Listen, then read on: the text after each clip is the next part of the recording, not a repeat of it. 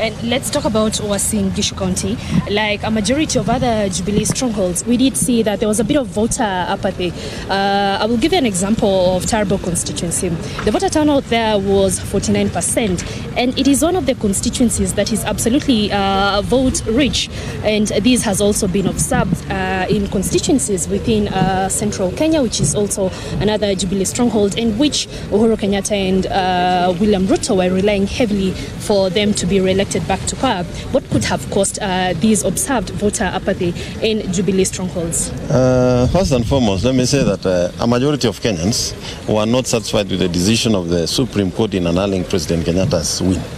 And therefore, that dejection is what partly contributed to them not going back to vote, because they were not convinced of the reasons that were given.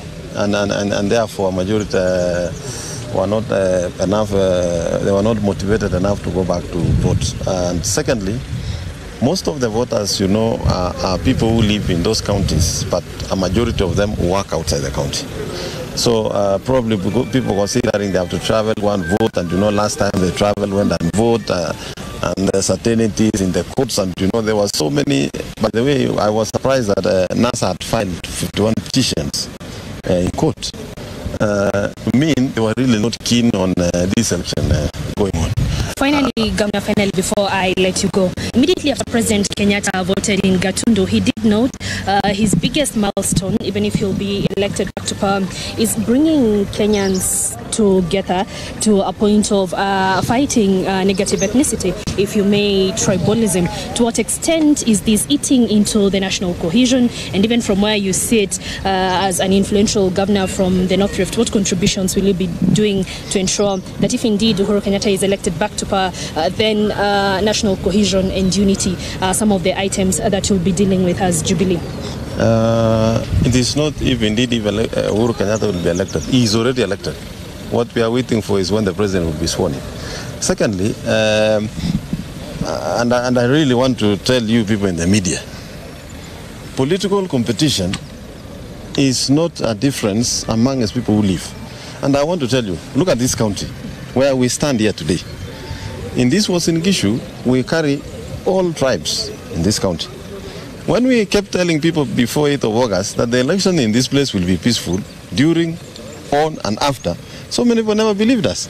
When we say that these elections of 26, those who want to go and vote will go and vote, and those who don't want to go and vote, they will remain and nothing is going to happen, so many people did not believe.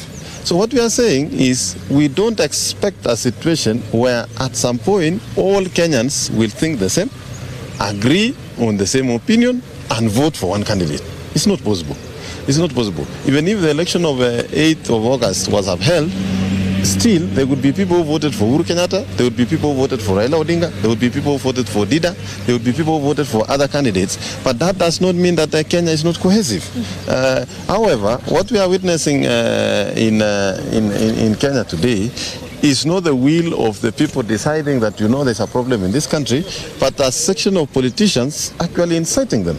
You know, when you hear Raila Odinga saying we are going to tell our people not to take Sijui what from what region, not to buy what from Sijui what, that is economic sabotage. That's no longer about election, it's no longer about politics. And I would want to tell you for free, nothing is going to happen. You know, with county governments, Kenyans are already satisfied that they have a small government that takes care of their interests within the region. So this thing of national, and I want to tell you, by the time we do 15 years or 20 years into devolution, this question of residency, whoever will win, nobody will even bother. Okay. Because most services, you know, will be given. I mean, it's not like before, where citizens felt if somebody wins the president, he has gone with the whole government, he has gone with everything. At least we will say now, okay, my candidate did win for presidency, but you know, I have a governor here, county government here, we can run to for some service and we get. So we don't expect there's any problem. And of course, you know that we in Council of Governors have always operated as one unit, and that will help build the cohesion. We are only encouraging those counties that never voted and have been given a chance to vote again, that let them exercise their democratic right. Those who want to go and vote, let them go and vote. Those who don't want to vote, let them stay at home. Thank you. Politics come and go, but you. this nation is there to stay. Thank you. Governor Jackson Mandago.